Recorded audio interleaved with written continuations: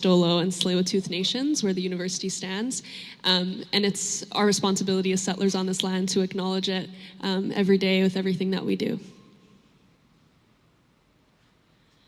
So me and Dilly actually became friends through medical school last year, and one of the reasons we bonded was because we both noted that each of us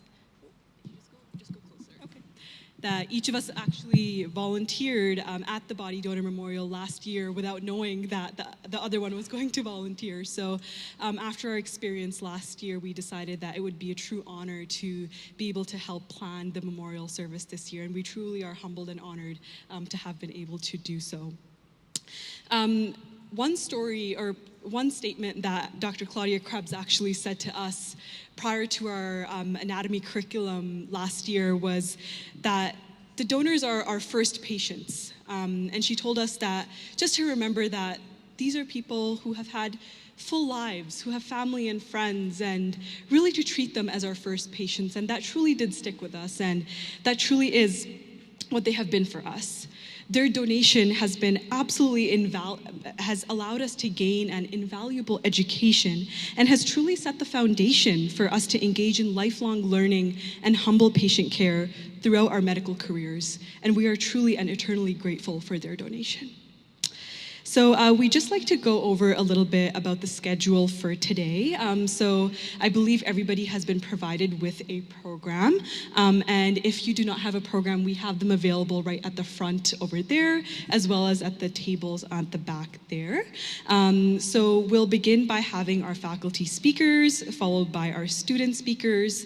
We will, after this, have a student musical performance, followed by which we will have family speakers, another student performance, and then the other family speakers. After this, we will have a slideshow of pictures that were sent to us by family and friends, and then we will end off with a closing performance and the closing remarks. Following the service, there will be a reception where lunch will be provided, and you'll have an opportunity to visit the memory table and also read the messages of gratitude that have been written by students throughout various classes. Just for some housekeeping, we just wanted to make sure everyone's oriented to the space. So exits are located over here, where you entered maybe, or also maybe over here. I know some people entered through the other doors.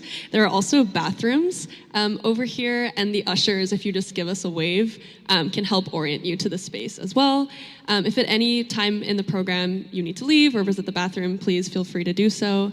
And just make sure that your phones are on silent and other kinds of etiquette things, which I'm sure we all know anyways. Okay, I don't think I missed anything, right, Nimrit? We'll just get started with our faculty speakers. So it's our pleasure to welcome Dr. Krebs and Dr. Jarudi to provide us with a speech from the faculty.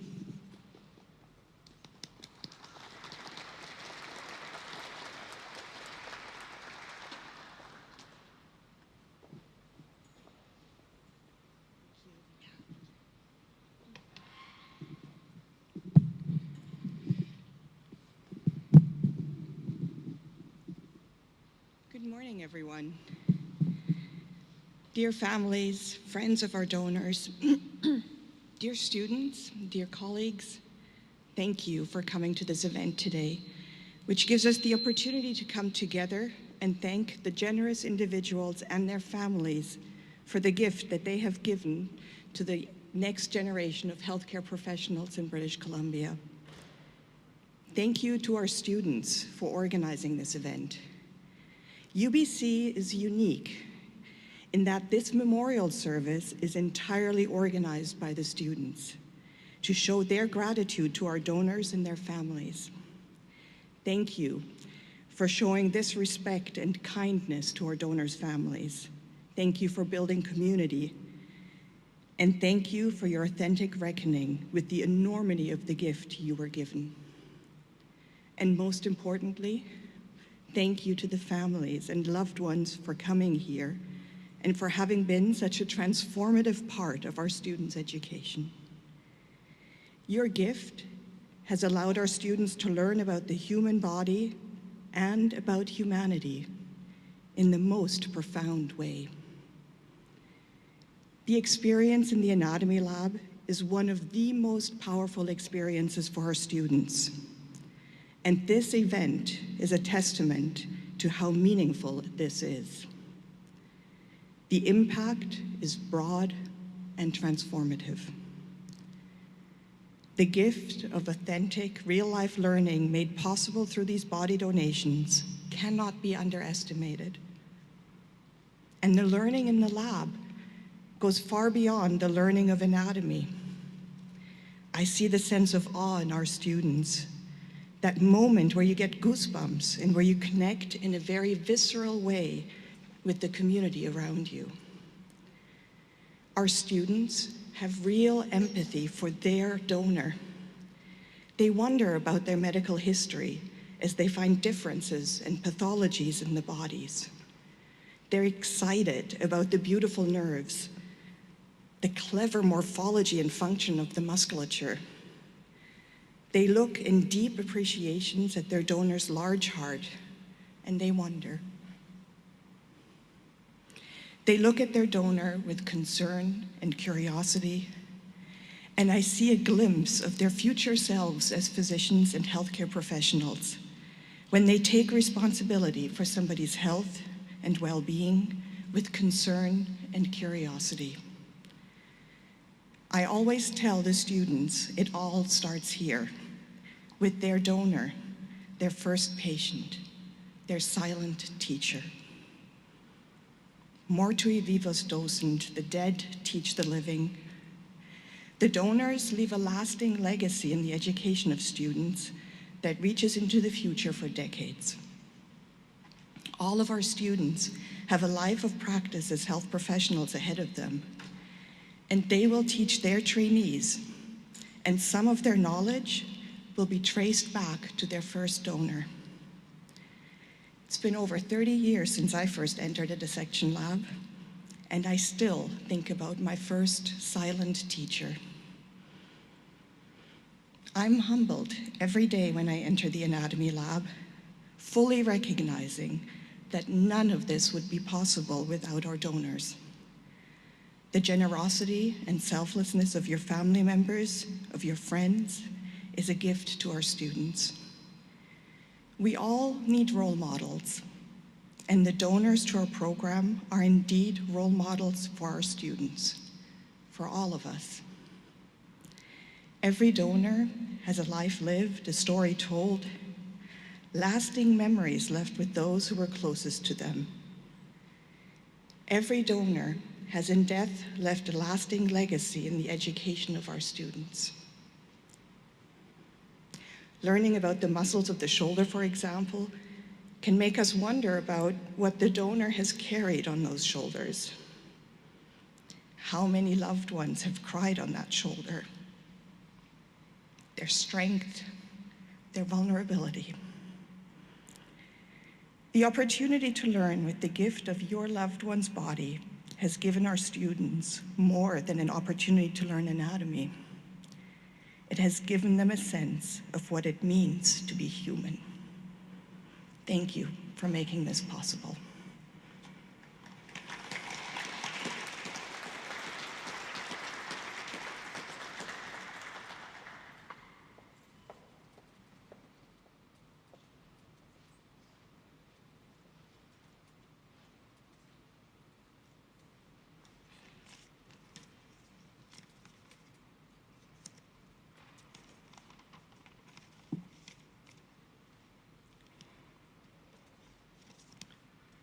Good morning, everyone. Dear families, friends, students, and faculty, on behalf of anatomy teaching team, it is a true honor to be here with all of you today as we take this time to reflect on and appreciate the incredible generosity of the donors and their families. The dedication to donation one's body is an extraordinary act and kindness and selflessness. It is a gift that continues to make a difference even after life by helping to shape the education and skills of our medical, dental, physiotherapy, and all other students who are using our body donation program. Donating one's body is not just a contribution to education. It is a legacy that helps create a better future for healthcare. For our students, these donations provide a kind of learning that cannot be replaced by textbooks or lectures.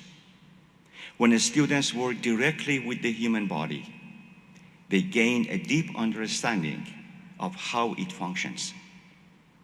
This hands-on experience is essential for learning the skills they use to care for their future patients. It helps them appreciate the complexity of the human body while also teaching them to be thoughtful, respectful, and compassionate healthcare providers. To the families who are here today, your loved one decision means so much to all of us. This choice to join the body donation program leaves a lasting impact on our students, their future patients, and the wider community. This Generation Act reminds us all of the importance of kindness, compassion, and a shared sense of responsibility in building a better world. Your loved one's gifts helps shape the next generation of doctors, dentists, physiotherapists, engineers, occupational therapists, midwives, giving them the tools and understanding they need to provide the best care possible. I know that this decision may not have been an easy one, and we deeply respect the trust and thoughtfulness that went into it. Please know that each donation is treated with great care, dignity, and respect. Each donor is remembered as a teacher who gave a unique and powerful gift to education.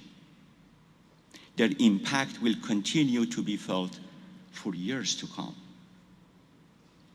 Knowledge that the students gain from these donations extends far beyond anatomy. It teaches them important lessons about life, compassion, and responsibility they have to their future patients. These lessons stay with them as they move forward in their careers, making them not only skilled professionals, but also caring and thoughtful individuals. On behalf of all of us, students, faculty, and everyone who will be touched by these future healthcare providers, I want to say thank you. Thank you to the donors for their remarkable generosity. Thank you to the families for their support and trust. Your loved one's gift is truly priceless, and their legacy will always be remembered. Thank you.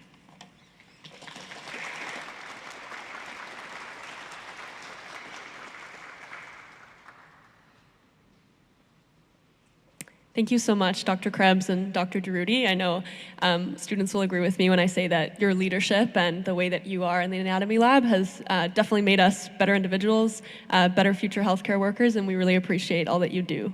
So thank you.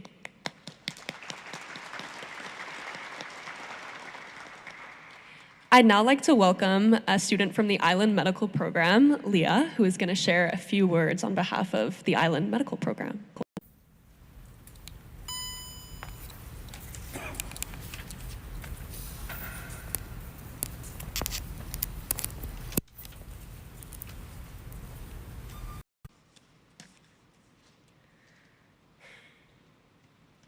Hello, my name is Leah Coleman Tien. I'm a first-year medical student from Victoria in the Island Medical Program. What a gift. As a class, we are so incredibly grateful to have been given this opportunity to learn anatomy through the tremendous donation that your family members and friends made.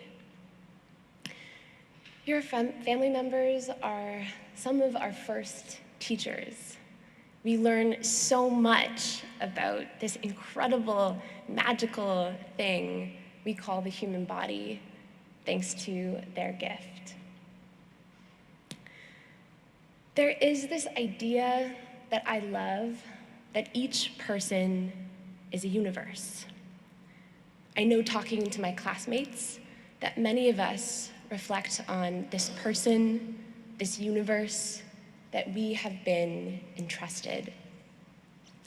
We ask ourselves, who were they? And what kind of lives did they lead? Although we can't answer these questions, I do know this about your family members and friends. They were someone with tremendous grace, love, and humility in order to make an incredibly vulnerable decision to donate their body. These are all qualities that my colleagues and I aspire to exemplify in our day-to-day lives. I also know that this person, this universe, was deeply cared for. And I hope you leave this memorial knowing that they continue to be cared for by myself and my colleagues. We are so honored to be entrusted with this gift, and we do not take it lightly. On behalf of myself and my colleagues here in Vancouver and Victoria, in the North and in the interior, please accept our most sincere gratitude for this gift that we have received. Thank you.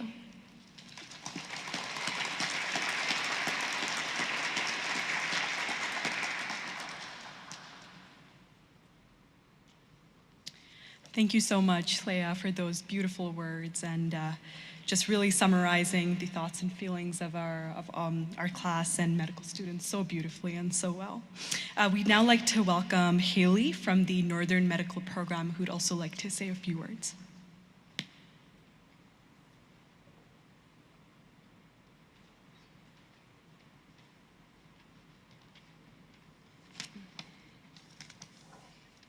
Hello, everyone. My name is Haley Taylor, and I am a first-year medical student at the Northern Medical Program. I am honored to be a visitor today on the unceded traditional territories of the Musqueam, Squamish, and Tsleil-Waututh Nations, but I normally reside in Prince George on the unceded traditional territories of the Lheidli First Nation, where I have the privilege to pursue my medical education up north. At the beginning of the semester, my lab professors let my classmates and I know that there would be a donor memorial here held at the Vancouver campus for the celebration and gratitude of the donors. This was something I immediately marked in my calendar, as it was important to me to be a part of this ceremony, not only to share my personal thanks, but to also recognize the lives of each and every donor and allow for their stories to be shared. I would like to acknowledge that it is an absolute privilege to have this donor program as a part of our curriculum, as not every medical school in Canada does.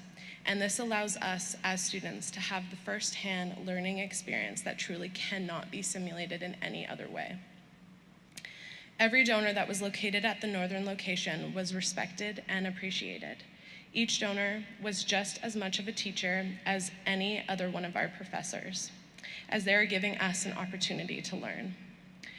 They are also our first patient, giving us all a safe environment to understand the human body and appreciate what makes every individual unique from another.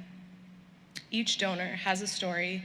Each had a career, had hobbies, had family and friends. They had a favorite song or they had a favorite memory, and it's important that today we acknowledge these things and that each donor made a mark on the world besides contributing greatly to the medical education. For everyone that is here today, thank you. Thank you for letting us know more about the donors and for supporting this journey. Condolences to all the loss that there has been, Whether this person was a grandparent, a parent, a sibling, a family member, or a friend to you, their donation means the world to me and the rest of my classmates, and we want to celebrate them and the selfless person that they are. Thank you.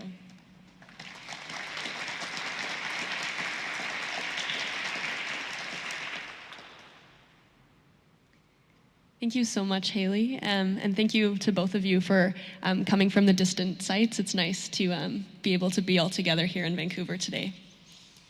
So next, I'd like to welcome Will Way, who's going to be performing for us, our first student performer.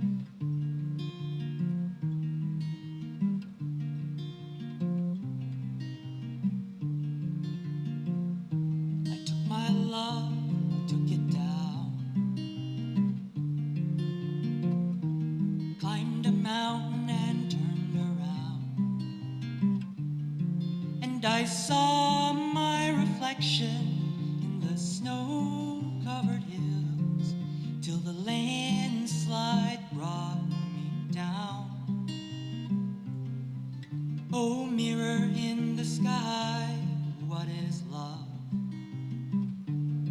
Can the child within my heart rise above? Can I sail through the changing ocean tides? Can I handle the seasons of my life? Oh, oh.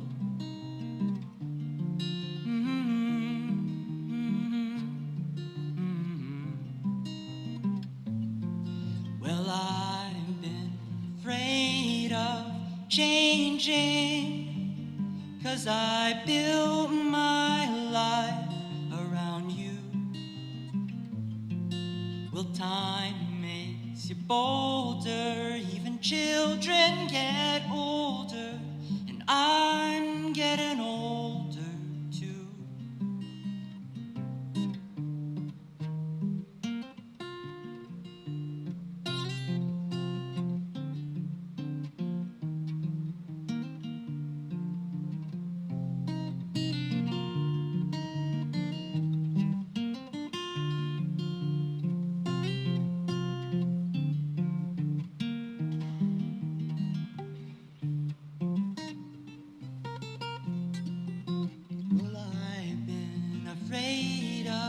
Changing, 'cause I built my life around you.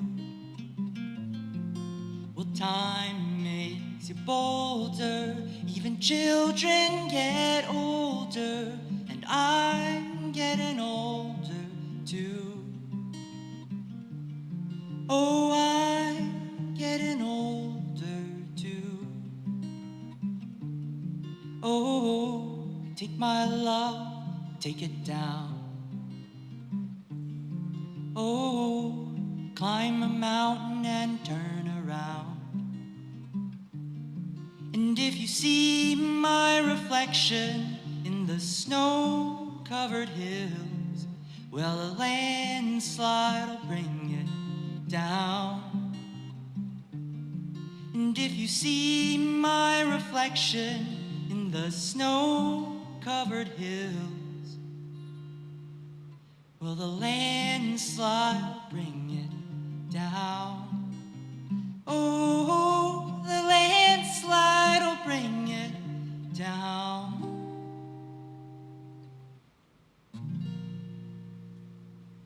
Thank you.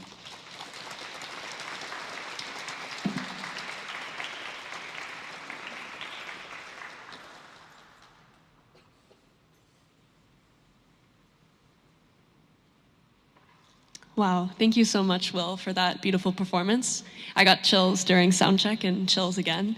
Yeah, thank you for that.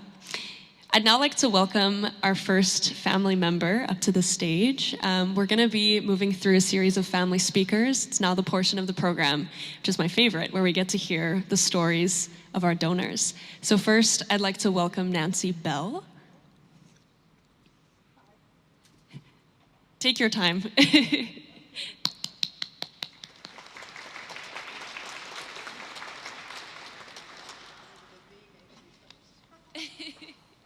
Did you? Can go.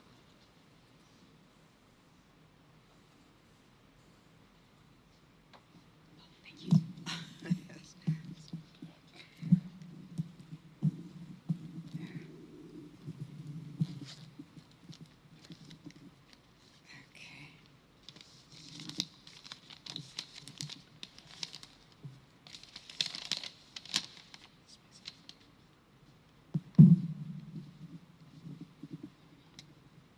Okay, everyone, can you hear me fine?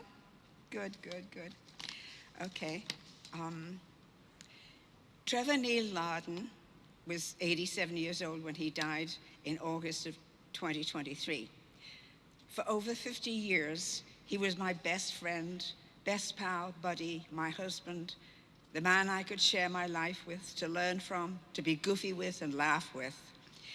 He was a unique person who enjoyed my similar passions. He broadened my interest in art and music, both classical and jazz, and camping. On the ground yet, in a tent, not for us wimpy camping in an RV. I broadened his interest in theater and introduced him to modern ballet and, to a limited extent, international cooking. One of the things he said kept our marriage going was I had introduced him to the music of Stephen Sondheim, and he loved Stephen Sondheim. And I think it was more than just Stephen Sondheim that kept our marriage going, Trev. Thank you. Trevor was divorced when I met him with 2 young children, Erica and Michael, whereas I had no biological children, and was recently separated from my first husband. So we had a few ups and downs adjusting to a new relationship, but I soon discovered how much fun there was being with young children. I could be a child myself again. We dealt together with a sad and trying situation when, as a teenager, Erica became a drug addict and eventually died when she was only 42 years old. But her son, Michael, and Michael's 2 boys, Daniel and Jacob, plus Erica's only son, Shaka, became my kids over the years and have been a wonderful blessing to me, supporting me in my loss. Personal mementos representing some of his interests are photographs of his oboe, which he so wanted to play well and didn't. A book of quantum mechanics, which he so wanted to understand and didn't, despite his best efforts, and his artwork, which is wonderful. Somewhat architectural, he was an architect, and his artwork is just incredible. He's very talented. He was also very interested and active in philately, being president for many years of the British Columbia Philatelic Society, and had an impressive and beautifully maintained stamp collection, which is currently being offered for sale bit by an expert stamp assessor. Neither Trevor nor I particularly believe in an afterlife, which I find a bit sad. I would love to think that we can be together again eventually. Maybe our life force, our essence, can be recycled after my earth time is up, And we can be together again somewhere, somehow. I just hope he knows how much we appreciate what a loving, caring person he was, and how much I miss his companionship. I love you, Trevor, wherever you are. Thank you.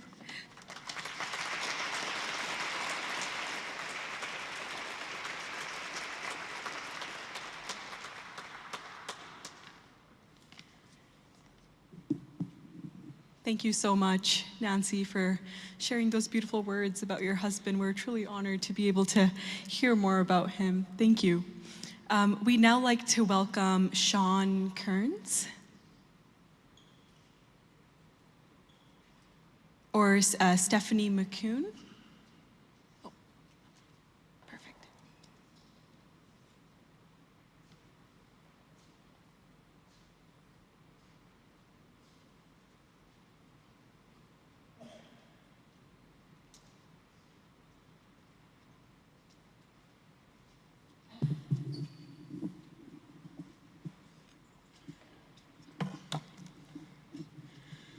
Thank you.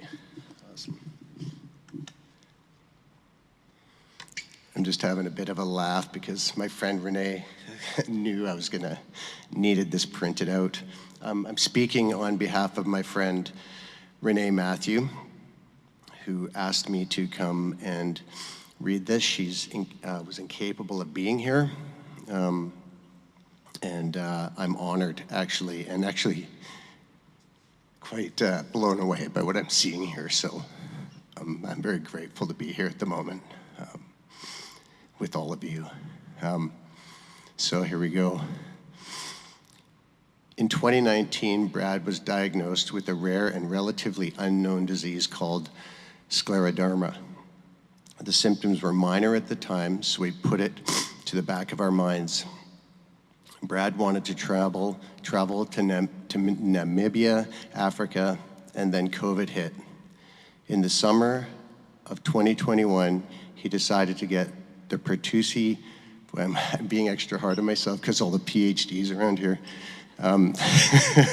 better get it right, decided to get the Pertusi vaccine in preparation for the trip, and that triggered a scleroderma flare-up in his lungs. He was very ill and in hospital for several weeks. The doctors put him on heavy doses of immune suppressants to manage the illness. This solution worked, and he was able to continue to live a mostly normal life. However, in March 2023, he had another flare-up. He was flown by helicopter to Lionsgate Hospital, where they sedated and intubated him because he was no longer able to breathe on his own. On April 8, 2023, Renee was informed that Brad would be unable to live without life support, and there was no possibility of bringing him back to consciousness. The only choice was to disconnect the life support. Brad had made the decision to donate his body to science because of his desire to contribute to a better world. And Brad wrote this poem in 1993, and it's titled, I Am. I am an expression of the resonance of various forms of the great energy field. I am an anomaly. I am part of the greater unity. I am intended to exist. I am free to have my own intentions. I am unique, and I am kin to all.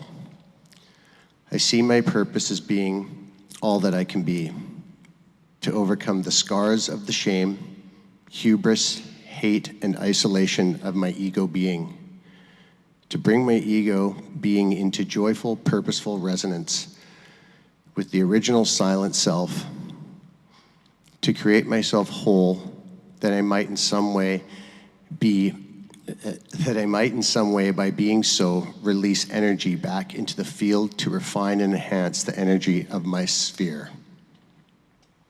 And I personally have a policy that any poem worth its salt gets read twice, so I'm going to do it again because that's definitely worth its salt.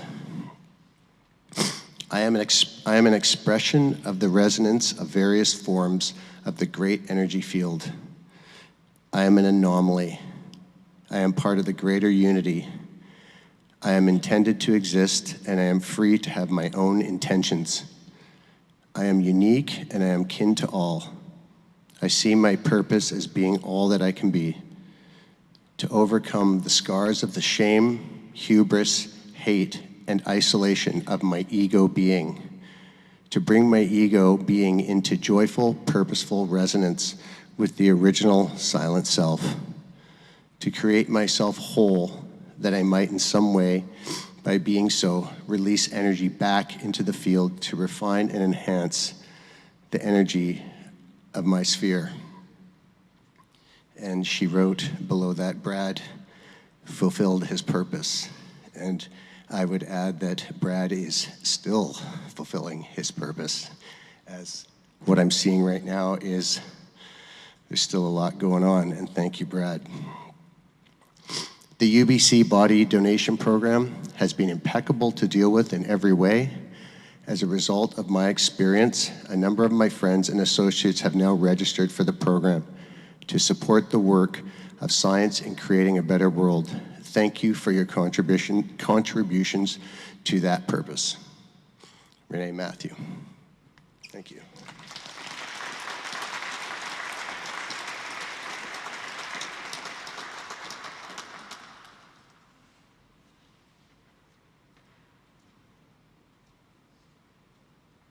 What a beautiful and thought-provoking poem. Thank you so much for that and for reading on behalf of your friend. Next, I'd like to welcome Adrian Hammond, if they are here.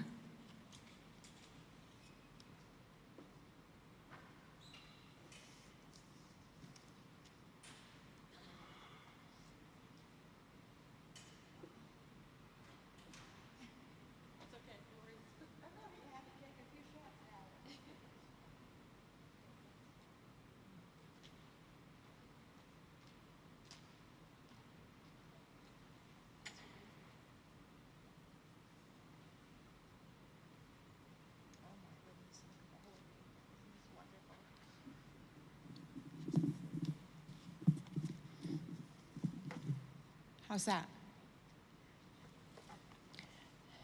Hello, and thank you for this truly precious celebration.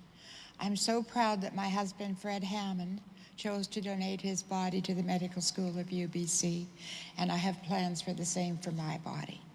Fred was born in England and became a proud member of the London Metropolitan Police. He emigrated to Canada in 1968. Fred also joined two police forces, Calgary, Alberta, and Delta, BC. We did not meet until our late 30s, after which we became partners in business and in life. We shared life, love, family, travel, and especially our Bernese mountain dogs. We had 42 years together, and we're so lucky to have found each other. I shall love and miss you, Fred, until we meet again. You're Adrian. Fred wrote a lot of poems. His emotions were not known to even his closest friends. And I'm only just getting strong enough to read them. But I would just like to read two of Fred's poems. Life. I have heard the children play, their cries of joys and laughter, the sounds of tears and smiles. I have heard the adolescents run, their cries of excitement and fascination, the sounds of knowledge and the unknown. I have heard the youth growing, their cries of pain and frustration, the sounds of everything and nothing. I have heard the ambitions of young parents, their cries of want and also waning, the sounds of their labors. I have heard the expressions of the middle age, their cries of fulfillment and achievement, the sounds of failures and acceptance. I have heard the sounds of the aged, their sounds and sights of age, the sounds of growing old from young. I have seen it all, for I am life. And then, because we met not as teenagers, not in high school, we were in our late 30s.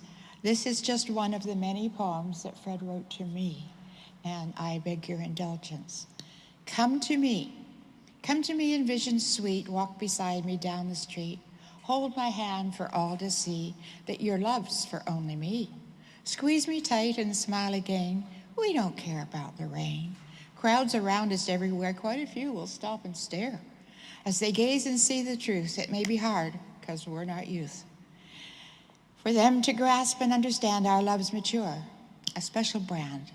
Now they're catching on quite fast. More and more, no, it will last. The sky gets brighter every day, for time will help us on our way. Fred Hammond.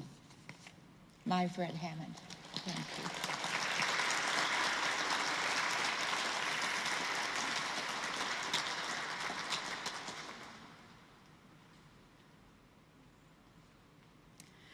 Thank you so much, Adrienne, for sharing those beautiful words and those beautiful poems. Thank you so much.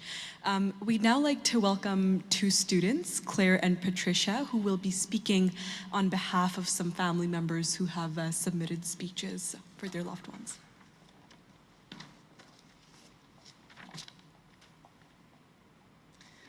Hi everyone, my name is Patricia. I'm originally from Kelowna, but I'm now here as a first-year medical student studying in Vancouver. And I would just like to say I'm very honored to be able to speak on behalf of some of the family members here today, and also to be able to just study medicine. So thank you. And my name's Claire. I also study here in Vancouver, and I'm very grateful to be in attendance today and to be reading these words. The first I'll be reading is to commemorate Judith Myers, written by a poem by Rumi, labeled When I Die. When I die, when my coffin is being taken out, you must never think I am missing this world. Don't shed any tears. Don't lament or feel sorry. I'm not falling into a monster's abyss. When you see my corpse is being carried, don't cry for my leaving. I'm not leaving. I'm arriving at eternal love. When you leave me in the grave, don't say goodbye. Remember, a grave is only a curtain for the paradise behind. You'll only see me descending into a grave. Now watch me rise. How could there be an end when the sun sets or the moon goes down? It looks like the end, it seems like a sunset, but in reality, it is a dawn. When the grave locks you up, that is when your soul is freed. Have you ever seen a seed fall into earth, not rise with a new life?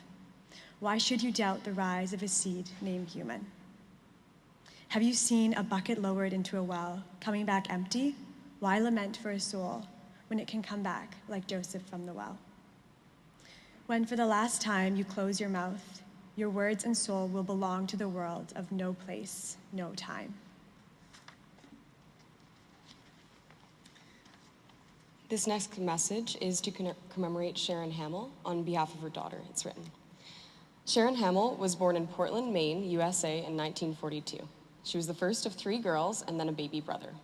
Her father was in the Navy during World War II, and when he was discharged, they moved and settled in Lincoln, Nebraska. There she grew up and eventually started her own family of 2 sons and 2 daughters. She moved to Vancouver, Canada in 1979, bringing her youngest daughter, me, with her. She got remarried to Dale Hamill, settling in their West End condo in Vancouver until his passing in 2021, just shy of 43 years together. Sharon was a grandmother of 9, and in 2022 became a great-grandmother, the 4th generation.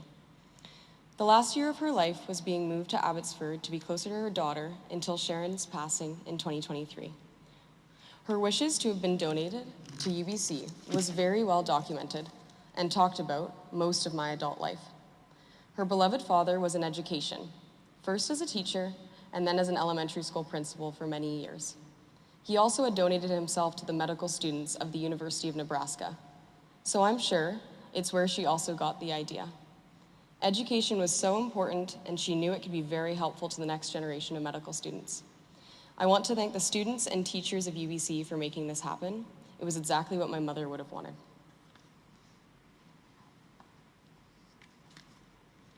I'll next be reading a message to commemorate David John Dyer. David John Dyer was born in 1939 in North Vancouver and grew up there. As a teenager, he worked in a bowling alley setting pins. He then joined the RCAF and was sent to Sardinia, Italy. When he came back to Canada, he joined BC Ferries and worked there for 29 years. During this time, he owned a boat named Orion and sailed on weekends to the Gulf Islands. Then an RV wash in his next adventure, driving all over BC, Alberta, and Mexico. After his retirement, he spent his time reading, exercising, swimming, and walking. He was a very generous man in his personal life, as well as to Doctors Without Borders and the UBC Body Donation Program.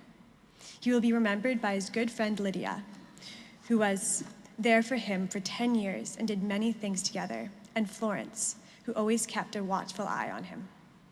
So David, thank you for being in our lives, and rest in peace. This next message is written to commemorate Reginald Bygras. Reginald Andre Joseph Bygras, 90, of Coldstream, BC, passed away peacefully on March 11th at Vernon Jubilee Hospital with friends at his side.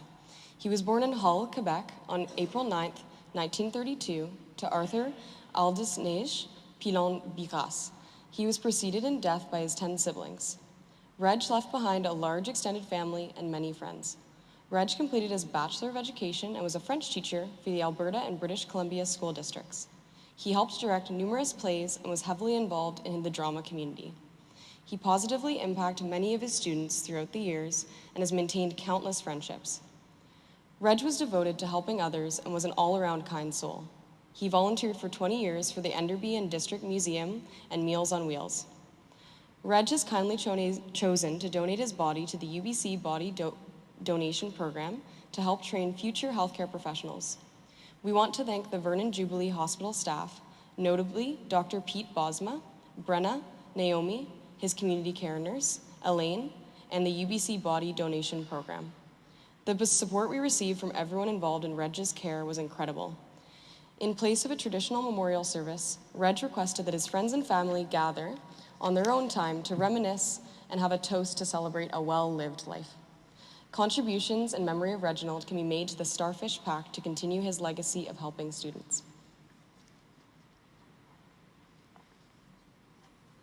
I'll now be reading to commemorate Douglas Andrew Sector. Douglas Andrew Sector Jr., 65 of Vancouver, British Columbia, formerly of Oak Park, died peacefully on March 26, 2022 at Broadway Lodge. Born on November 8, 1956 to Douglas Andrew Sector Sr. and Lorraine Lillian Klanaski, he spent his childhood between Oak Park and Schomburg. An artistic freethinker who spoke his mind and lived life his way, he spent the first portion of his adult life having a family, traveling the world, learning multiple languages, studying world religions and philosophies, while fulfilling a career as a teacher. He taught Asian history and English to non-native speakers, along with pursuing a PhD, focusing on 19th century opium trade. The second portion of his adult life was dominated by a 2003 diagnosis of a rare, slow-growing brain tumor, covering a fourth of his brain above his left frontal lobe, which significantly affected his behavioral and cognitive function. Several rounds of successful treatments and surgeries prolonged his life for nearly 20 years. While he was never able to hold consistent employment again, he found ways to continue traveling and expressing himself through painting. Years after his initial cancer diagnosis, he began frequently visiting a close friend's art studio. Motivated by his friend, he began painting, primarily using acrylic paint on canvas. His art styles are inspired by Indigenous and Asian art, as well as feminine aspects of divinity. The work focused on hidden emotions and parts of himself that have been misinterpreted. He is known for painting the backs of his paintings and signing them with his signature, A. Douglas is survived by his children, Brendan, Genevieve, Jeffrey, and Veronica, his grandchildren, Ren, Rue, Venus, and Hunter, and his brothers, William and Thomas. His parents preceded him in death. So one of his friends has asked this to be read here today for him as well. Douglas was an unexpected yet important spiritual mentor. We both connected on the level of the spiritual seeker. Having spent many years in India, he shared valuable insights with me at a time in my life when I was on the verge of a crucial part of self-discovery. I just needed the right insight to open the door. Douglas provided that insight. His wisdom nature was often guised in the archetype of a trickster. In my frustrations to try and get it, logically, he would laugh and inform me that I was thinking too hard, pointing out my tendency to overcomplicate things. He would continually direct back to the present moment, to basic awareness, and to the root of consciousness. Like a court jester, he would mock the illusion that, at first, I thought were all around me, but then realized were actually coming from within, from my own way of seeing. Douglas was not enlightened. He was on the path like many of us are, wanting answers, wanting resolutions. We bonded over our existential dilemmas, rooted both in past traumas and in being awakened men to the awe-inspiring and mysterious nature of the reality we seemingly inhabit. He was a natural philosopher, not only versed in the facts of the world religions, but the deeper meaning of mysticism. I will always be grateful for the teachings he conveyed to me and the paradigm shift he brought to my life. Thank you, Douglas. Rest in peace. I hope now you finally have the answers to all your questions and that you are home with the beloved. And this final message is to commemorate Hattie. His only message to us, especially to his little daughter, is to be kind.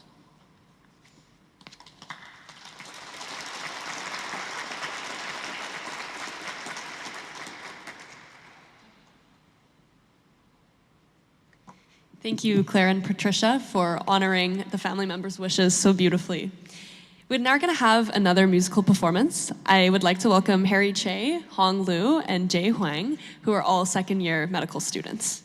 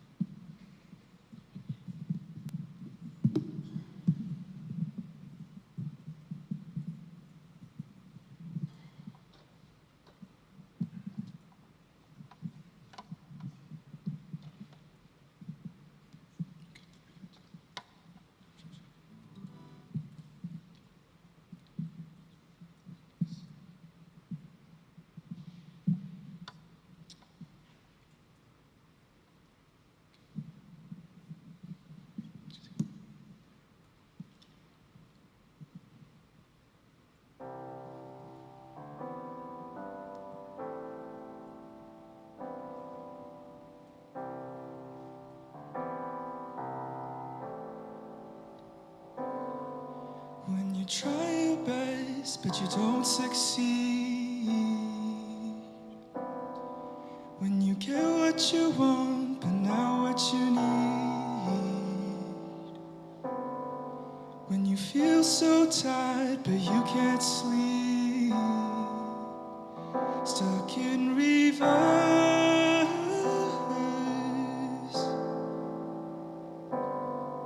And the tears come streaming down your face.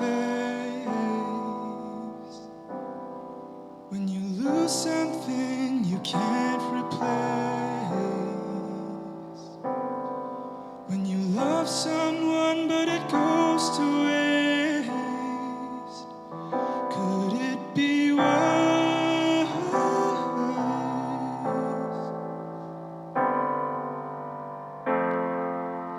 Lights will guide you home and ignite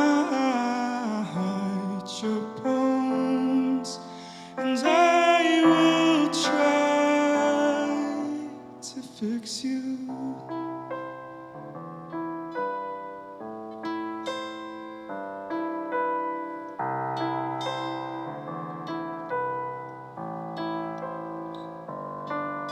And high up above or down below, we were too in love to let it go. But if you never try, you'll never know just what you're worth.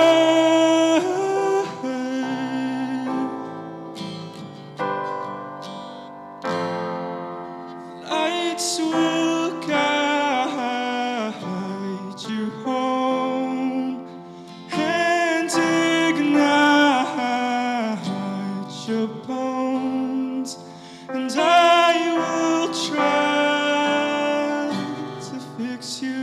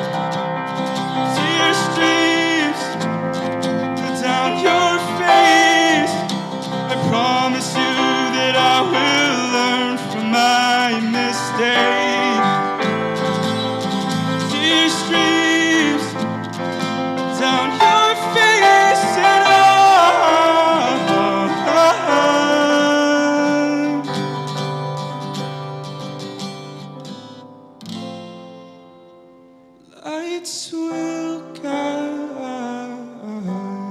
you home and ignite your bones, and I will try to fix you.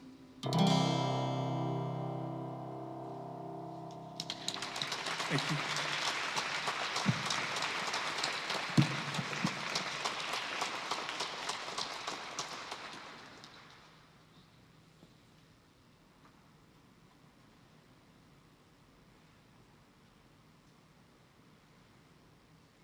Thank you, Harry, Hong, and Jay. That was a beautiful rendition of Fix You by Coldplay. We're actually running super on time, so we thought we would give everyone the opportunity to stretch their legs and have a bathroom break. So we'll have a short intermission. We'll come back at about 12:05. Please take this time to do whatever you need. The bathrooms are over here, and then we'll come back around 12:05.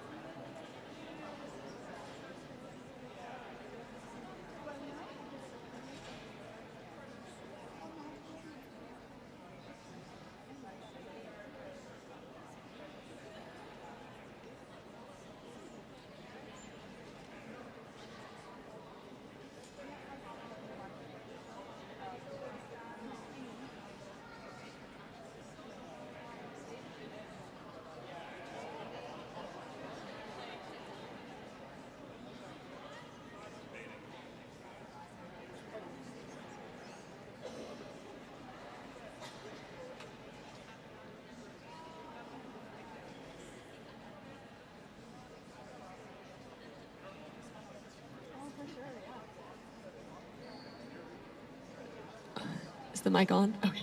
We just asked that everyone take their seats in the next couple of minutes, and we'll resume the program.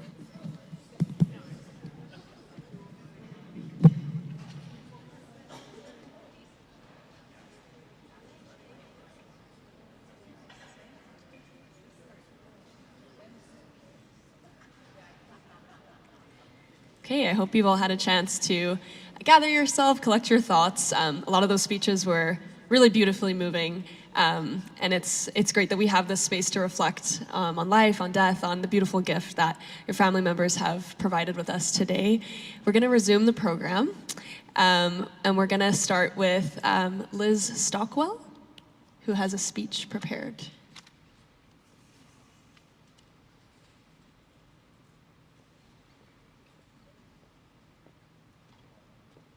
Thank you for this opportunity to tell you a little bit about my father, Henry Stockwell, and my son, Henry, is just here for moral support. Henry Stockwell, born and raised in Ottawa, Henry Stockwell spent his childhood exploring the fields and woods near his home.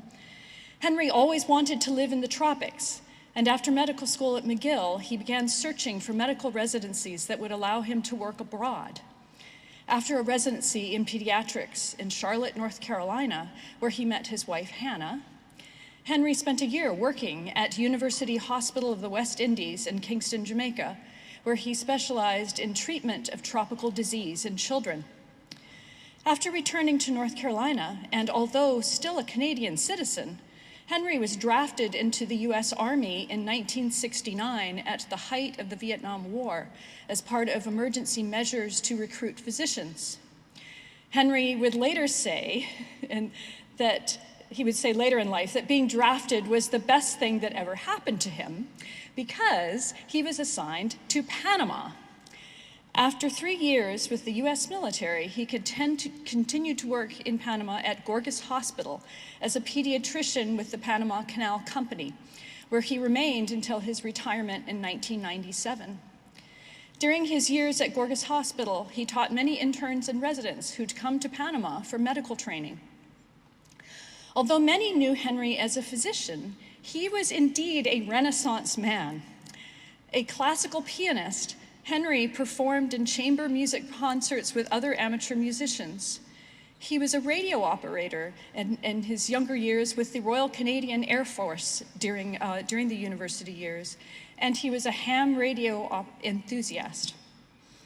Henry was an avid birdwatcher and a longtime member of the Panama Audubon Society. He coordinated Christmas bird counts, led bird tours, and had an excellent ear for identifying birds by sound. But Henry was perhaps best known as an entomologist, and he was made a research associate at the Smithsonian Tropical Research Institute in Panama. During his years in Panama, Henry spent his spare time expanding his encyclopedic knowledge of neotropical beetles and the plants they consumed. The definitive guide to the beetles of Panama and their plant associations was a stack of notes Henry had meticulously written on spare prescription pads. And this was held together with rubber bands, and he continuously updated the information. But then this compendium was later transferred to an online database, which is now accessible to anyone through the Smithsonian website. In collaboration with other entomologists, he established a large beetle reference collection that is still used by researchers and students today. Many insect species were named in honor of him, including the dung beetle, Onthophagus stockwellii, which is a somewhat dubious honor. Henry loved to share his knowledge, and we can still hear his voice saying, "Now here's an interesting plant," followed by all the details of insect associations and stories. Henry gave many newly arrived students their first introduction to the tropical forest, and a number of scientists credit Henry for inspiring their career choices. He was invited to be an instructor on field courses in tropical ecology and entomology for the University of Panama, for Princeton, McGill, and Guelph universities at sites in Panama, Ecuador, Peru, and in the US. After his retirement, Henry practiced medicine part-time until age 70, after he and my mother, Hannah, returned to North Carolina. He continued to regularly visit Panama for beetle research until physical limitations made it difficult to travel. He and Hannah later moved to Burnaby to be closer to us here. After a life of adventure, he died at age 88. A friend once described Henry as the nicest man in the world, and his wife, daughters, and grandchildren will always remember his perpetual smile, his silly puns, and stories. It is very fitting that even after death, he was still teaching, and we are very grateful to the UBC Medical School for providing this opportunity. Thank you.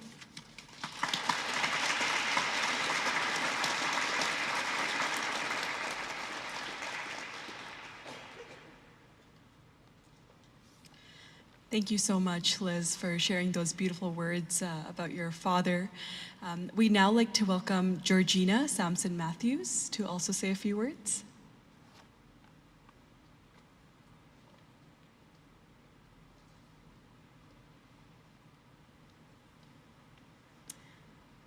I have to say, I'm just blown away by the performances, this beautiful memorial, and all these facets of existence, hearing people's stories about their loved ones. It's incredibly healing and heartwarming, so thank you for this. My mom would have loved this as well. My mom was born in 1937 in the Netherlands, and 2 years later, the Nazis invaded her country. All the schools were shut down. There was really nothing. And all she got was a couple of years of elementary school education in Dutch before her family immigrated to Canada in the early 1950s. Because she was 15 years old at that time, there was kind of no question of going to school. She just went straight to work. And that's where she met my dad, who was 25 years older than her. So it was kind of a scandalous love story at the time. Also, he was Asian, and that was something different back then. My father was born in 1912 in Vancouver, and he wanted to become a physician and then also a medical researcher. But back then, remembering he's born in 1912, the opportunities weren't there for somebody of Asian heritage in the way that they are now. And so although he had the grades and the funds to do it, it really wouldn't have worked out for him at that time. So he went to work for the family business. But when he was 90, he was diagnosed with stomach cancer. And it came out of the blue, but he said, you know what? There's no sense in getting treatment at this age. So he elected for palliative care. He passed away peacefully about 3 weeks later, and he donated his body to the UBC Medical School here. And as a result, they got a body that had completely untreated cancer. It had had no medication. And the students were very excited and said they learned a lot. So in the end, my dad did get to become a medical researcher, is the way I look at it. So for my mom, without the education, there was no possibility of going to university. But she had a wonderful life, and she always really appreciated every good thing that came her way, because the start of her life had been war and Nazis. And when I see wars around the world happening right now, I think of those children, and I think, boy, that was my mom, right? I hope those children have a good future like my mom did. So by donating her body here, it was her way of going to university. And I know she would really loved this ceremony today. So thank you to all the students for organizing it, for the beautiful musical performances, and to the doctors for everything you do to make this world a better place. Thank you.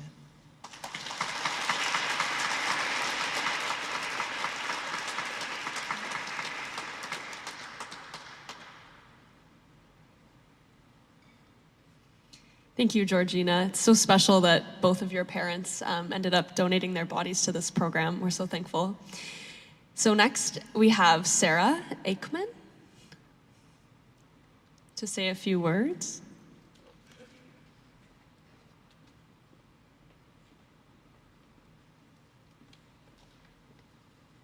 Hello. I wanted to talk about my mom, Heather Kay. She was born in 1945 in Montreal and grew up mostly in Montreal and Toronto. And then marrying into the military meant that she traveled a lot and loved it. And my sister and I were born in Victoria, moved back to Ottawa, and then we traveled overseas. And but her goal always was to come back to British Columbia to retire. And that's what she did. She came back and fell in love with Gabriola, and she really made that her home and became a big part of that community there. My sister and I also were destined to come back to our place of birth as well, and so we both live here as well. Heather Kay's vibrant personality always shined through in her interests and her values. She had a love of mysteries and traveling, which kept her curious and engaged with the world around her. Her affection for her pets brought joy to her life, and she loved walks in the woods with her dog and sometimes a cat, Zach the cat with the one eye, who would follow around along behind. She also loved hosting her friends and creating warm, memorable gatherings filled with laughter and very good, very challenging conversation. As a family, we've always embraced trips abroad together and holidays, with my mom, who led the way in filling our celebrations with traditions and creating a lifetime of wonderful memories. My mom, Heather Kay, was also proudly pragmatic. She really valued she was born on a Christmas Day in 1945 and valued the fact that she was a Capricorn, and so held this very deep personal value that she would give back to her community and be part of something very practical. So in 2020, when she learned that she had glioblastoma, she knew that she wanted to donate her body to medical research. I'm going to tell a little extra on this, is that she also, when she walked in the woods, she had this, because she read a lot of mysteries, thought it would be very interesting if she found a dead body.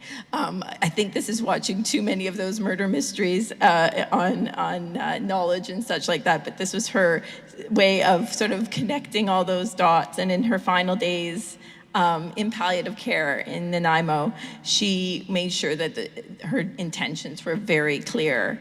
Her doctors expressed their gratitude for her decision to share her body for medical research and to give to UBC, where they had also attended, and said how much they had immensely benefited from it, which was a really beautiful thing for my sister and I to know that sort of generosity was something that so many of our donors have been able to do. Her spirit and love of life will always be a part of us. We are really grateful to UBC Faculty of Medicine for honoring her final wishes alongside all the other donors who have made this decision and allowing their legacy to continue. Thank you from all of us, Sarah, myself, Jenny, my sister, Chinello, and Neil and George and Daisy, her grandchildren. Thanks.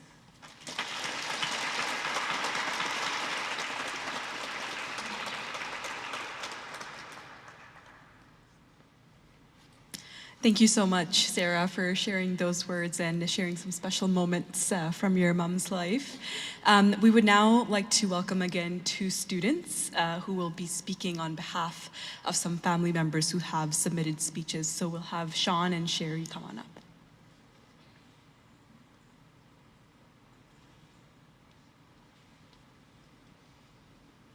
Hello, everyone. Thank you so much for attending this event with us today. I just want to say from the bottom of my heart, I am so grateful for this opportunity. And from the bottom of my heart, I thank you for this opportunity, this gift of time, and this gift of education that you've bestowed upon us medical students. We will remember this for the rest of our lives, and it's something that we will honor forever. And this is Sean. Hi everyone, my name is Sean, and I'd also like to extend a thank you. There's one point maybe we didn't touch on enough, but as students, and when we think of our teachers, we usually think of those in grade school who raised us until adulthood. And maybe it's only later in life we realize our teachers come in many forms: mentors, friends, grandparents, parents, siblings, children, and many more. And I'm sure you're here with a lesson that your loved ones have taught you in their capacity as teachers as well. For us, our teachers have taught us the world, but in the busyness of our lives, sometimes we forget to learn a bit more about our teachers. And so, as students here today, I want to thank you not just for being taught anatomy, not just for being taught medicine, but we want to thank you for creating the space and the opportunity to learn a little bit more about our teachers, your loved ones, and our donors. Thank you. So to begin, I've got words from Richard's family. These are words to commemorate Richard Allen Lyons. Richard was born in Kingston, Jamaica, and he lived there until he immigrated to Canada in his early 20s. He was a chef by profession living in Toronto until his retirement, and then came to Vancouver. He never married and therefore had no children. However, he absolutely adored his 3 nieces, my daughters, and was very protective of them. Our mother lived with him after she was widowed for about 30 years. On his vacations, he loved to cruise. His joy was found in taking each one of the girls and my mother on a cruise. Memories were made with each one. This was his love language. As one of my girls put it, Uncle Richard didn't speak the word love often, but we cannot deny by a few very obvious outward expressions that he certainly loved us all, completely in his own way. The most compelling one was, of course, with our Mimi. He took care of her, provided for her, cooked for her, and traveled in adventures with her many times, more than any son of a woman ever has, about 30+ cruises. He was also a very protective brother. I was his little sister. He always found a moment to call and check up on me, and always spent the Christmas holidays at our home here in St. Louis. He enjoyed spending time around the fire pit with my husband, Roger, his brother, as he used to call him. Our family, from both our parents passing and ultimately Richard, made the same sacrificial decision to donate their bodies to medical science. This act of giving himself to something greater than himself was just one of those subtle ways that he showed his love for others. I miss you, Rich. Not a day has gone by this year that I have not thought about you. I miss your phone calls and your memory of our lives. Gift growing up. I love you. You are gone, but not forgotten. From Marion, Roger, Larissa, Yvonne, and Natalie. This next message commemorates Margaret Mattinson from her daughter, Margaret Petrie. Thank you for honoring my mother today. This means so much to us, even though we can't be with you in person. Throughout Margaret's 94 years, she lived life to the fullest. Over the years, she lived in the Highlands of Scotland, Spain, and for the final 15 years, close to her family on Vancouver Island. She's an enthusiastic golfer, curler, and wonderful homemaker. Margaret led a life full of gusto with a sense of humor during even the most challenging times. Just after the Second World War, Mum completed her education to a high standard, but money was scarce, and so there was to be no place at a university for her. This bothered her throughout her life. Her solution to the problem was to have her body donated to a university. Of course, it was a source of much humor that she would finally have a university spot. But within the jokes of being able to graduate at last, she took the intention very seriously and made sure that years ahead of her passing, if possible, this wish of donating herself to UBC would finally come true. Margaret is missed by her entire family, and we hope that both photos included will give you a glimpse of her energy and her humor. With sincere thanks for all the work that you do, Margaret Petrie. These next words are to commemorate Beverly Mary McCarthy. Thank you to the UBC Faculty of Medicine and the UBC medical students for this memorial service to honor and commemorate Beverly Mary McCarthy and all the other individuals for the special and selfless donation. Bev wrote to the UBC Faculty of Medicine in 1963, 60 years ago, stating she wanted to donate her body for the benefit of medical science. So, two of Bev's wishes have now come true. Her body donation wish was completed, and she got to go to university. Beverly Mary McCarthy was born on October 12, 1923, and passed away on July 26, 2022. She was 98 years young, 14 months short of 100 years. She leaves behind 2 children, 5 grandchildren, and 2 great-grandchildren. Bev was a nice, kind, and loving soul who saw the best in everyone. Her glass was not only half full, but always full. She is remembered for her fun sense of humor and always wanted to make you laugh. She was beautiful, kind, considerate, loving, patient, unselfish, wise, generous, and gifted in so many ways. She had great common sense, which she passed on to others, and was respected as a mentor to everyone who knew her. Her sound advice was always make sure to get your pleasures in the day and take time to enjoy every day because you are special. She will be greatly missed, but always close in our hearts. Before leaving on her latest adventure, Bev acknowledged that she had lived a long, beautiful, and happy life. She didn't feel the need to stick around any longer, having enjoyed and done all the things she wanted to do. So don't be sad. She wouldn't want you to waste a second. Be happy knowing you helped her live her best life. Bev's last words, thanks and love to you all. Over and out. Bye for now. Next, to commemorate Roy Shepard. Dr. Roy Shepard was an international leader in exercise physiology. His scholarly work was vast and widely influential, with over 2,000 peer-reviewed publications and over 100 books on physical activity or health. His research areas included cardiac rehabilitation, immunology, sports medicine, gerontology, as well as obesity, endocrinology, internal medicine, physical therapy, and physical fitness and exercise.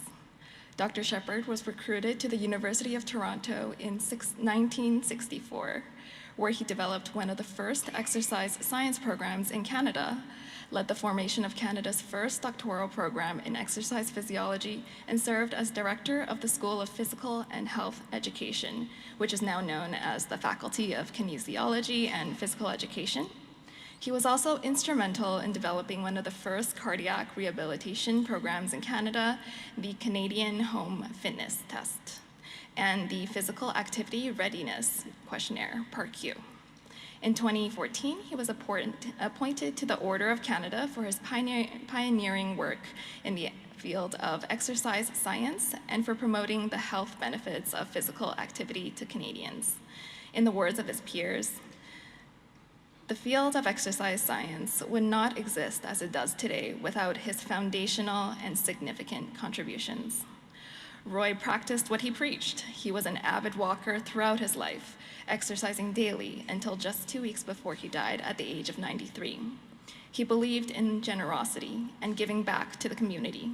He served as editor-in-chief of a number of journals, organizing numerous national and international conferences, and was a former president of the Canadian Society for Exercise Physiology and the American College of Sports Medicine.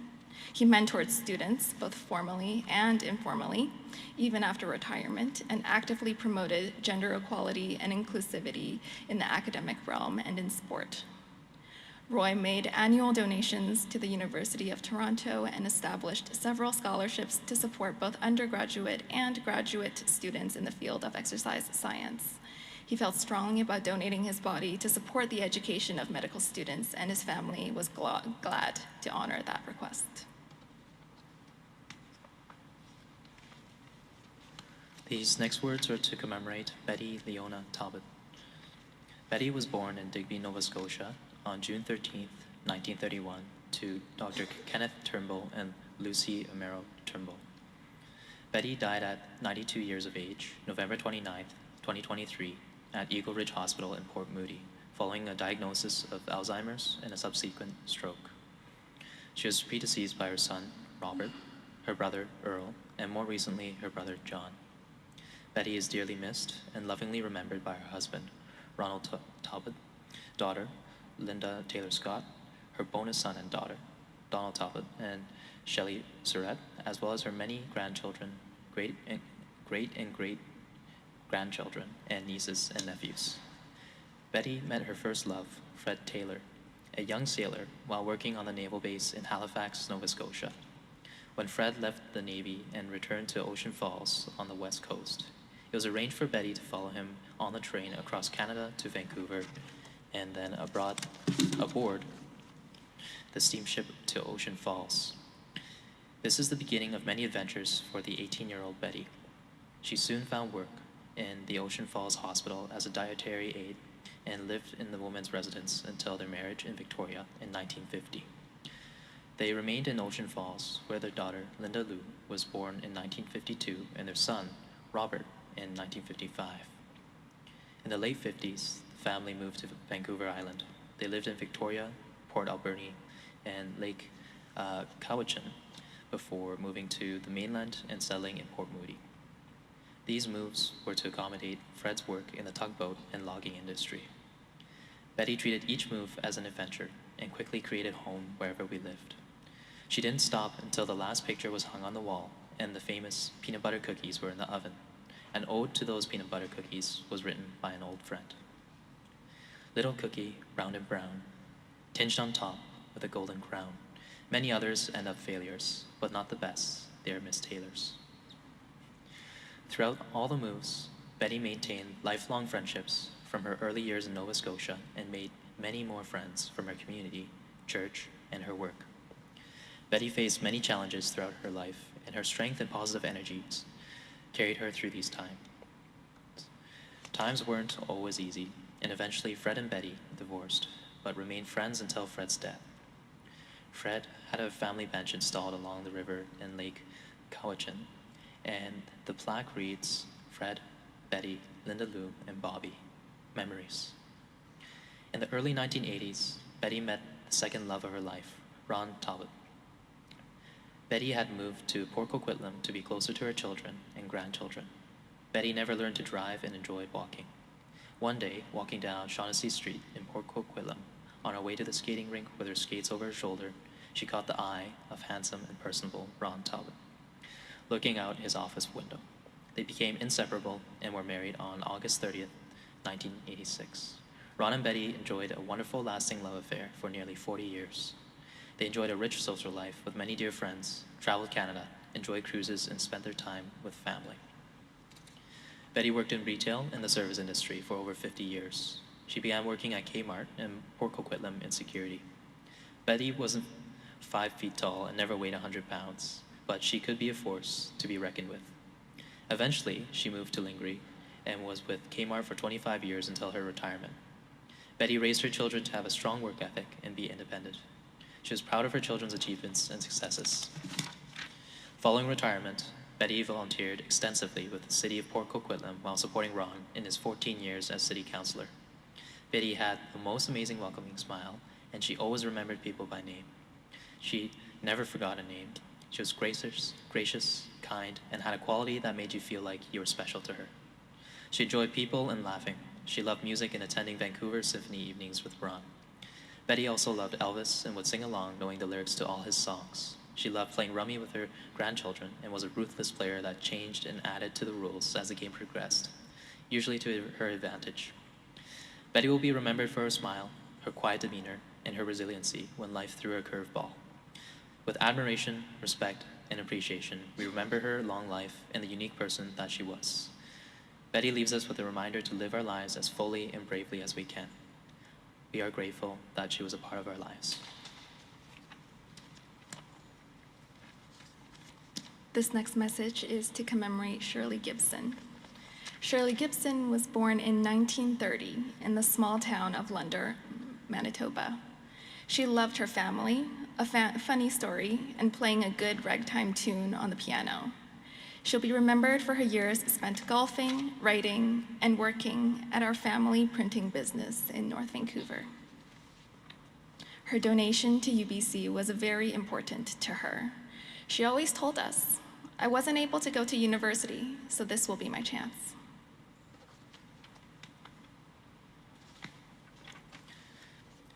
These are words written by Israr Ahmed, who made the decision to donate his own body. To my dear, loving wife, daughter, son-in-law, all my relatives and friends, work associates, and business partners, my caregivers, past and present, I was blessed to have you in my life. I had a wonderful life, even with a few mishaps along the way. I lived life the best way I knew how, never intentionally tried to hurt anybody. I helped as much as I could to anyone, which was the teaching I got from parents that was so nice. In my world, travel, seen a lot, and enjoyed a lot. I learned to fly before I learned to drive. Flying instructor used to say, "No glider did not bounce to the ground. You were on the controls, so you did that. Take full control." My first driving lesson started with advice. Remember, there are 3 fools on the road. The one in front of you, the one behind you, and you are the biggest fool in between. So don't ever forget it. So when you see the light at the end of the tunnel, make sure it's not a train coming at you. At my passing, please do not mourn. Just celebrate life and go. Israr.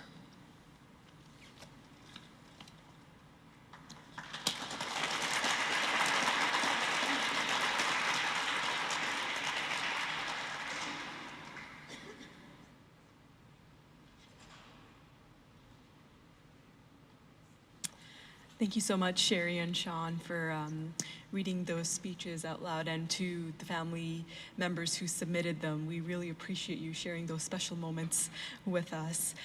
So now we've come to the last piece of our service today, which is going to be the slideshow, compiled of photos that were sent to us by friends and family members.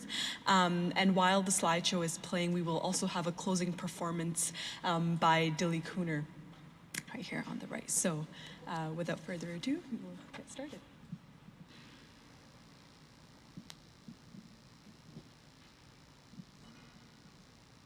Thank you so much, everyone. So this is the final piece of the memorial, and it's my pleasure to be playing us out. I find that I express myself best through music, so this is my thank you to all of you, and thank you for being here today. There's a palpable amount of love in the room today, and I think today has been really healing and beautiful for us all, so thank you for being here.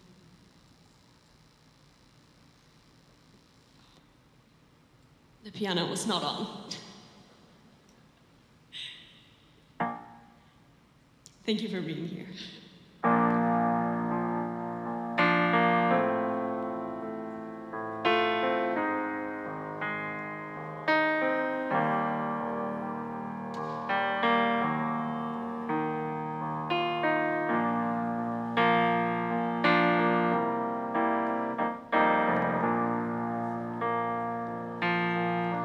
When when the rain is blowing in your face and the whole world is on your case.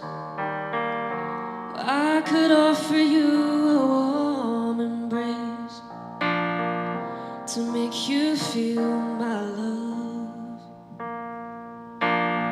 When the evening shadows and the stars appear and there is no one there to dry your tears, well, I could hold you for a million years to make you feel my love.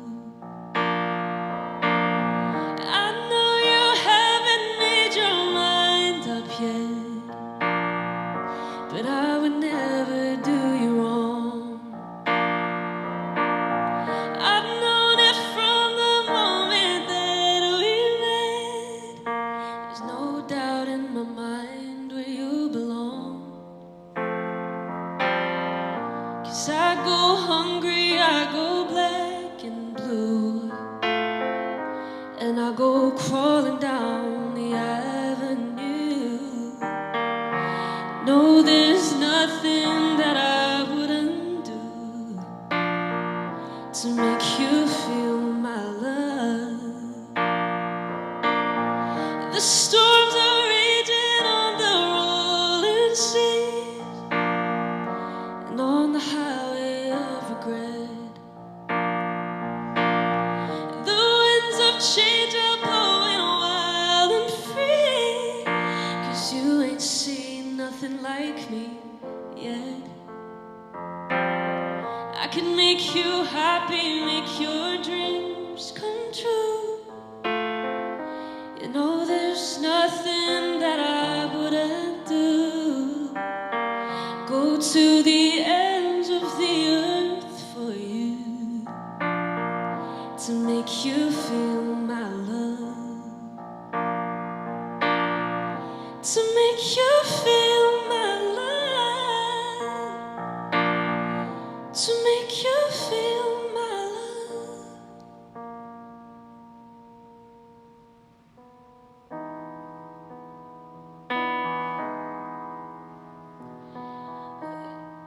Yes, I do. I believe that one day I will be where I was, right there, right next to you. And it's hard that days just seem so dark. The moon and the stars are nothing without you. Your touch, your skin, where do I begin? No words can explain the way I'm missing you. Deny this emptiness, this hole that I'm inside. These tears, they tell their own story. You told me not to cry when you were gone. The feeling's overwhelming, it's much too strong. Can I lay by your side next to you?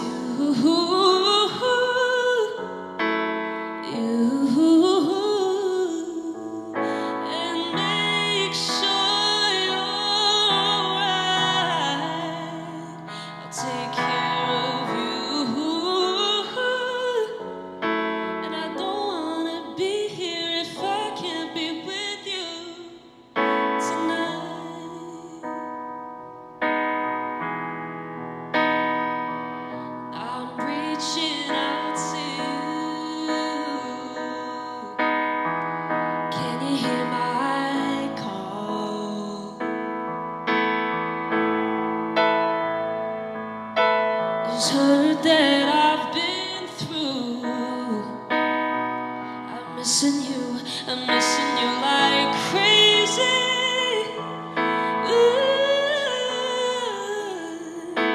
You told me not to cry when you were gone. The feeling's overwhelming, it's much too strong. Can I lay by your side?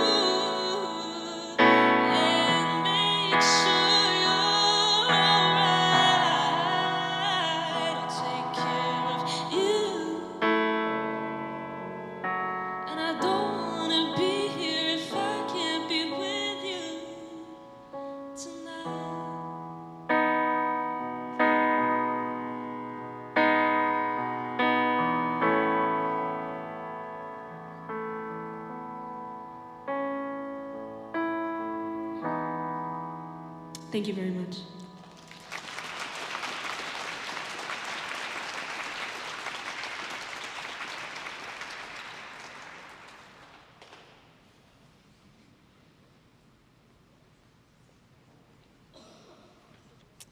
Thank you so much. Oh.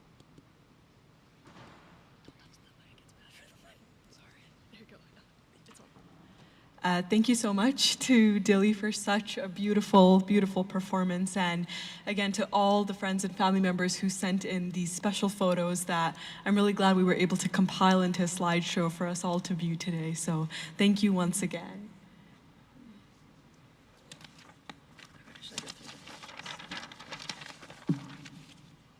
So obviously an event like this doesn't happen without a lot of people, so we have a few people that we'd like to recognize. First of all is the anatomy faculty, who teach us how to care for the donors, and of course teach us about the wonders of the human body. You heard from Dr. Krebs and Dr. Deruti, so thank you to anatomy and the faculty. We also would like to thank MD Student Affairs, who helped us with some of the funding of this event, and also with a lot of the logistics.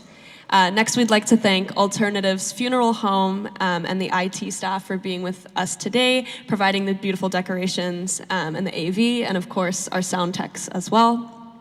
We'd like to thank the LSC facilities and staff and security for having us here today in this beautiful space.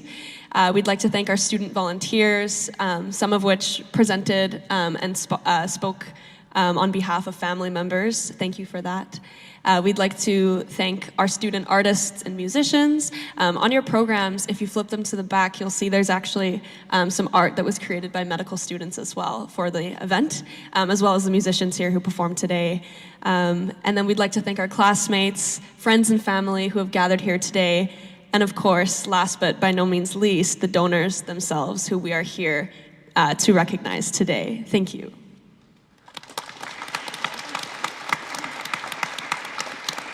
I also just want to personally thank the committee here. So we have Annie, Graham, and Nimrit. We all worked together to create this event today, and it, like we said at the beginning, it was a goal of ours from first year that we wanted to recognize the donors in this way. We're so humbled and happy and touched that you could all be with us today and that we put on this ceremony, so thank you.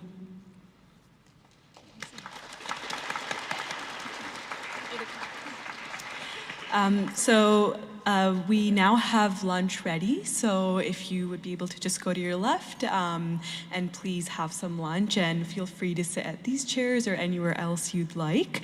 At this time, we'd also encourage you to read the student messages of gratitude and visit the memory table where all of the family members have brought some memorabilia of their loved ones. And please, on your way out, don't forget to take a small gift of gratitude just present at that back table over there. One per each family. And again, just to reiterate what Dilly said, we are truly humbled and honored to have been able to put this event together, and we are so truly grateful for the donation, for the donors, and for all the friends and family members who enabled that donation to happen as well. So from the bottom of our hearts, thank you again.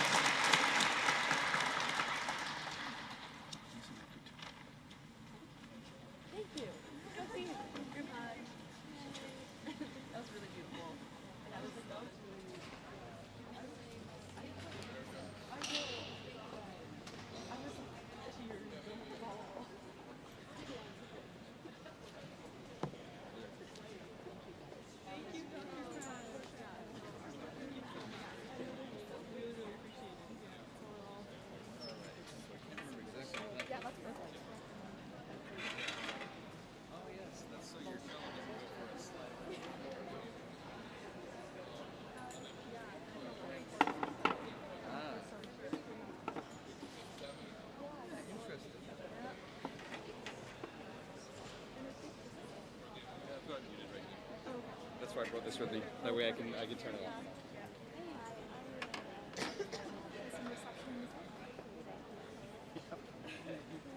That's wild. I've never had to worry about something like that. Oh yeah.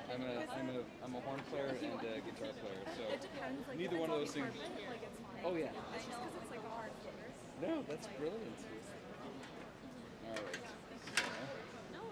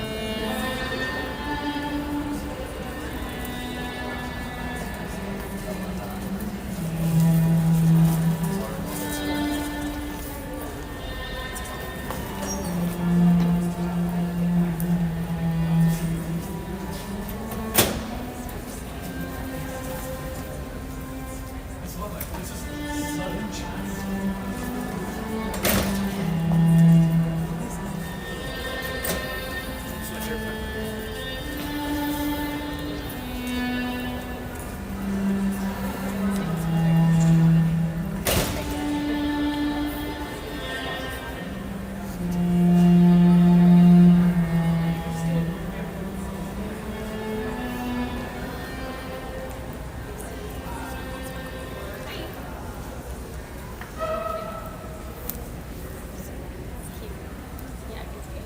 there's another one that's like orange. And chocolate. That's the one.